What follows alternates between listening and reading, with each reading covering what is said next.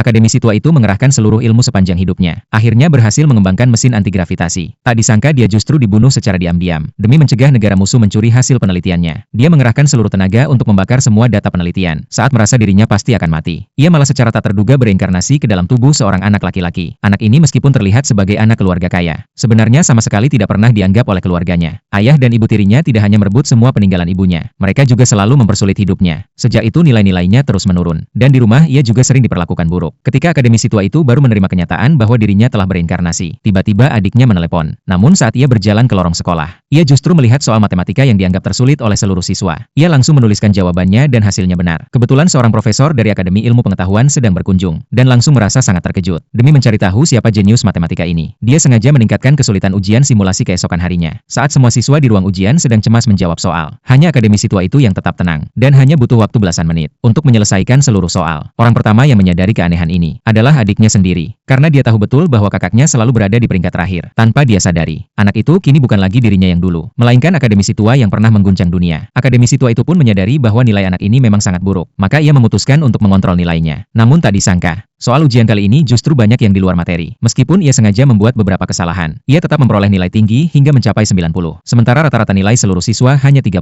Saat para guru memeriksa hasil ujian mereka sangat kecewa. Hingga akhirnya melihat lembar jawaban bernilai 90 itu. Seketika suasana ruang guru menjadi riuh. Wali kelas mengira itu adalah hasil dari adik laki-lakinya yang ranking 1. Namun saat melihat nama di lembar ujian, semuanya langsung terdiam. Karena akademisi tua itu dulunya selalu berkutat di batas lulus. Hingga wali kelas pun curiga ada kesalahan pemeriksaan. Profesor dari akademi langsung menyerahkan kertas ujian itu. Sambil tersenyum meminta mereka melihat lebih teliti. Tak lama seorang guru menyadari kejanggalan, karena akademisi tua itu justru melewati soal yang mudah, dan langsung menyelesaikan dua soal tersulit dengan sangat akurat. Hal ini membuat para guru semakin bingung. Mereka langsung menyadari bahwa selama ini ia sengaja menyembunyikan kemampuannya. Namun mereka tak tahu alasan di balik itu. Demi mencari tahu kebenarannya, kepala sekolah dan wali kelas segera menuju ke kelas, ingin melihat langsung siswa jenius ini. Di saat yang sama akademisi tua itu juga menyadari dari obrolan siswa, bahwa ia telah dijebak seseorang. Ketika kepala sekolah masuk dengan senyum lebar, adik laki-lakinya mengira mereka datang untuknya. Ia pun dengan senang hati menyapa. Namun kepala sekolah justru melewatinya, dan langsung memuji akademisi tua itu di hadapan semua siswa. Lalu menyampaikan bahwa profesor dari akademi ingin bertemu langsung dengannya. Saat akademisi tua itu masuk ke kantor, ia langsung melihat wajah yang sangat dikenalnya. Secara refleks ia menyebutkan nama panggilan profesor tersebut. Hal itu membuat semua orang di ruangan merasa heran. Namun sang profesor tidak mempermasalahkannya, karena ia sangat mengagumi bakat seperti itu. Mereka pun mulai berdiskusi tentang soal-soal ujian. Saat itu akademisi tua sadar dirinya mulai ketahuan. Maka untuk menutupi identitasnya, ia hanya bisa beralasan bahwa dirinya hanya beruntung. Namun tak ada yang mempercayai ucapannya. Kepala sekolah pun berkata dengan baik, bahwa soal seperti ini tak mungkin bisa diselesaikan hanya dengan keberuntungan. Lebih penting lagi metode penyelesaiannya. Bukanlah sesuatu yang bisa dilakukan siswa biasa. Saat akademisi tua kebingungan menjelaskan, profesor dari akademi langsung menyatakan bahwa dirinya sudah menyelidiki